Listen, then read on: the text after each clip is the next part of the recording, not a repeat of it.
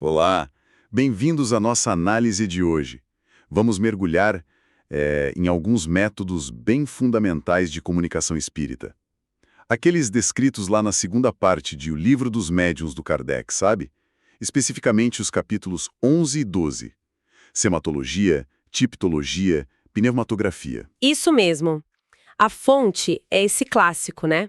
De 1861. E Kardec pensou nele como um guia prático mesmo, um manual experimental. Exato. Para quem queria investigar os fenômenos espíritas mais a sério, buscando ir além, tipo, do entretenimento, daquela credulidade toda que rolava na época, né? Com certeza. A ideia era dar um tratamento mais criterioso. Então, nossa missão aqui é desenrolar essas ideias. Como que os espíritos, segundo o livro, se comunicariam. Sinais, pancadas e até escrita direta, que aparece no papel sem lápis. Parece coisa de outro mundo, né? Vamos dar uma olhada nisso? Exatamente. Esses capítulos X e X12, eles abrem a segunda parte do livro, que é toda dedicada às manifestações espíritas, e detalham essas formas de comunicação que Kardec via como os primeiros passos, sabe? Para interações mais complexas depois. O texto tenta dar uma explicação racional, dentro da lógica dele, claro, de como uma inteligência, digamos não física, poderia interagir com o nosso mundo material usando esses meios. E ele se baseia nos conceitos que já tinham sido apresentados antes, na primeira parte, sobre a natureza dos espíritos, do perispírito, essas coisas. Certo, então vamos lá. Capítulo X começa com a sematologia, linguagem dos sinais, mas o foco maior é na tipologia, né? A comunicação por pancadas. Como que Kardec descreve isso funcionando assim, na prática? Então, a tipologia, ela é mostrada ali como uma das primeiras formas de manifestação que o pessoal reconheceu como inteligente mesmo, que realmente chamou atenção na época. O livro explica que isso meio que evoluiu de simples movimentos de objetos, sabe, as famosas mesas girantes? Ah, sim. Aquilo virou uma febre, né? Pois é, era um fenômeno social.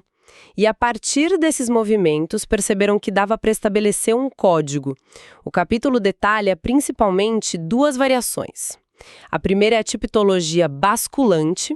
Nesse caso, o médium, né, a pessoa com essa aptidão para efeitos físicos, coloca as mãos na mesa e a mesa se move, se inclina, bate com o pé no chão. E aí combinavam o código. Isso, um código simples, tipo uma pancada para sim, duas para não. Já dava para ter um diálogo básico de pergunta e resposta. Imagino. Devagar, mas funcionava. Sim, e o texto diz que, com paciência, evoluiu até para soletrar palavras, associando um número de pancadas para cada letra do alfabeto. Nossa, devia ser um trabalho. Bem trabalhoso, com certeza. E é importante notar, o livro menciona que se a pessoa quisesse falar com um espírito específico, precisava fazer uma evocação direcionada. Entendi. A da mesa que se mexe, a basculante, e a outra forma que você mencionou, a interna.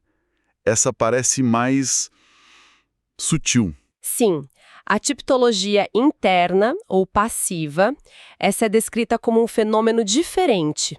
As pancadas são ouvidas dentro do objeto, na madeira da mesa, numa parede, sabe, sem ter movimento visível, como se fossem estalos, os raps, como chamavam em inglês. Interessante. E Kardec considera essa forma potencialmente mais rápida e, o que é crucial, menos suspeita de fraude. Ah, por não ter um movimento físico para explicar. Exato. Não dá para dizer que foi uma pressão muscular do médium, voluntária ou não. Mas ele mesmo admite, né, que até esses sons poderiam ser imitados com truques. E o texto também ressalta que nem todo médium de efeito físico teria essa capacidade específica para a tipologia interna. É uma variação da mediunidade. Essa distinção é bem clara. E essa tipologia interna, por ser menos óbvia fisicamente, era vista como uma prova mais forte de uma inteligência separada do médium. Precisamente. O item 142 do livro bate nessa tecla. Diz que, por meio dessas pancadas internas, às vezes vinham respostas tão inesperadas, sabe? Coisas que ninguém ali sabia ou esperava. E ainda assim respostas pertinentes, exatas. Isso se tornava um argumento forte para convencer muita gente. a qualidade da resposta era a chave, então. Isso. A inteligência, a adequação da resposta, apontando para uma fonte independente. Mas Kardec faz um alerta importante ali também. Qual? Ele diz que os espíritos sérios não gostam muito de ser tratados como cobaia, sabe? Ser submetido a testes, perguntas bobas só para satisfazer curiosidade. Isso não seria bem visto por eles. Faz sentido, respeito, né? Mas ficar contando pancada para a letra devia ser cansativo demais. O livro fala se tentaram criar algo para facilitar. Uns aparelhos, talvez? Fala sim. Era natural buscar alternativas para a lentidão da tipologia alfabética. O item 143 menciona que imaginaram vários aparelhos, tipo mostradores com letras, sabe? Meio parecidos com os telégrafos da época. Uma agulha indicaria a letra. Ah, tipo um Ouija board, mas com pancadas controlando a agulha. Algo nessa linha, conceitualmente. E o item 144 descreve uma específica, a mesa Girardin, associada a Madame Émile de Girardin. Era um tampo de mesa redondo, móvel, que girava num eixo, tinha um alfabeto e números na borda, o médium punha os dedos, o tampo girava e parava na letra desejada, indicada por um ponteiro fixo. Parece mais prático. Talvez. Mas o próprio Kardec mostra um certo pé atrás com esses mecanismos. Ele argumenta que quanto mais complexo o aparelho, maior a chance de manipulação escondida, mecânica, e aí maior a desconfiança. Entendi. A simplicidade era mais confiável, nesse sentido. Ele reforça que a prova real da intervenção espiritual não está no aparelho em si, mas na inteligência, na independência das respostas. Mesmo pelo método mais simples. É uma lógica consistente com a busca por evidências que não fossem só materiais ou fraude. Bom, agora, passando para o capítulo 12, aí a coisa fica ainda mais extraordinária. A pneumatografia... Escrita direta. Aqui é que fica interessante mesmo. Como o livro dos médiuns descreve isso? Olha, a pneumatografia é definida logo no comecinho do capítulo. Item 146. É a escrita que seria obtida diretamente pelo espírito, sem nenhum intermediário material visível, diferente da psicografia, onde a mão do médium escreve. Direta. Sem a mão de ninguém. Exato. Por isso, por essa escrita sem escritor aparente, Kardec classifica como um dos fenômenos mais surpreendentes e raros, ele diz. Escrita sem escritor. Mas como? O espírito pega um lápis invisível? Como funciona isso na teoria do livro? A explicação que o livro monta é fascinante. E vai além disso. No começo, Kardec relata, achava-se que precisava deixar um lápis e papel num lugar isolado e que o espírito moveria o lápis para escrever. O que faria sentido, né? Já se via que eles podiam mover objetos, mesas girantes, tipologia. Certo, seria uma extensão disso. Só que observações posteriores mostraram algo ainda mais, digamos, espantoso. Bastava deixar só o papel, mesmo dobrado ou dentro de uma caixa fechada. E a escrita aparecia, sem lápis, sem tinta, sem nada ali. Uau! Aí complica a explicação de mover o lápis. Totalmente. Forçou uma mudança radical na hipótese. Se não tinha instrumento de escrita, de onde veio o material que formou as letras no papel? Boa pergunta. A conclusão que o livro apresenta é que o próprio espírito devia ter produzido a substância da escrita. Produzido a tinta? Como assim? Para explicar isso, Kardec volta aos princípios sobre interação espírito-matéria que ele detalhou lá no capítulo 8º da primeira parte.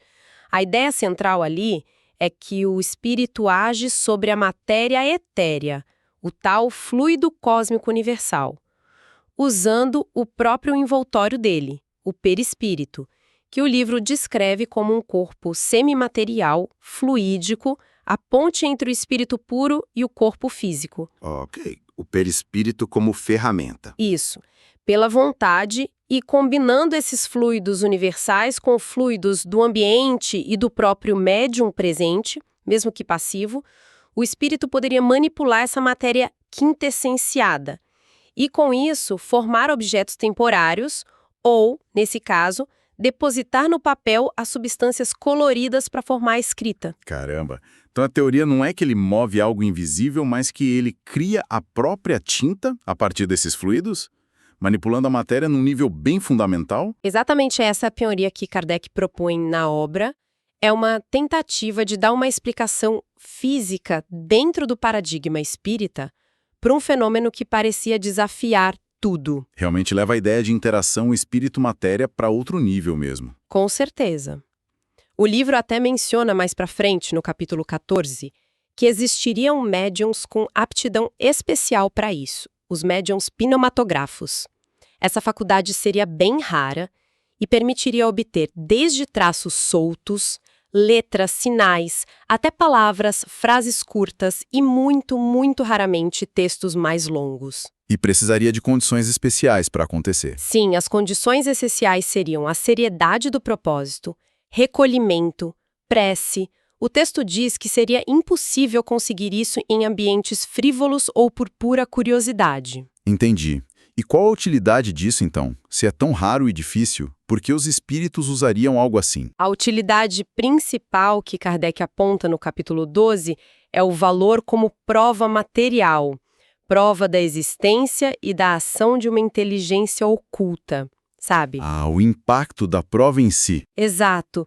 Ver uma escrita surgir no papel em condições controladas, sem material de escrita ali, seria um argumento fortíssimo contra o ceticismo, uma demonstração clara de que algo além das leis físicas conhecidas estaria agindo. Entendi. E o conteúdo dessas mensagens? Geralmente o livro diz, são espontâneas e breves, palavras soltas, sentenças curtas, máximas morais, às vezes assinaturas ou só sinais combinados, podem aparecer em várias línguas, até antigas, ou caracteres que ninguém ali conhecia, grego, latim, hieróglifos, o que também serviria como prova de identidade ou conhecimento do espírito. Mas não para um bate-papo longo, então. Não.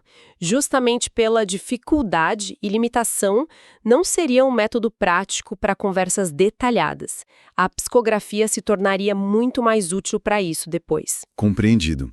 É mais um cartão de visitas impactante do mundo espiritual do que um canal de diálogo fluido. E, o capítulo 12 também fala rapidinho de outro fenômeno, auditivo. A pneumatofonia, né? Vozes diretas. Correto. O item 151 introduz a pneumatofonia, definida como a audição de vozes espíritas sem origem física aparente. Seriam vozes ouvidas no ambiente mesmo, diferentes da voz do médium ou de qualquer outra pessoa ali. Vozes do nada. Isso. E Kardec tem o cuidado de diferenciar isso de outras coisas. Eco, ventriloquia, que ele cita como possível fonte de imitação e fraude, e também de ruídos subjetivos. Tem uma distinção crucial que o texto faz sobre sons fisiológicos, tipo zumbido no ouvido, o que a gente chama de tinnitus hoje. Importante diferenciar isso. Sim. Kardec enfatiza que esses barulhos internos não teriam origem nem significado espiritual. O critério fundamental para considerar uma voz como pneumatofônica seria a inteligência dela. Ela precisa expressar pensamentos, responder perguntas, manter um diálogo coerente, mostrar uma intenção, uma inteligência que não se explica por causas naturais ou fraude. De novo, a inteligência do efeito como prova. Sempre. É o selo de autenticidade proposto por ele. Fica claro esse esforço contínuo em separar o fenômeno supostamente espírita de causas naturais ou truques.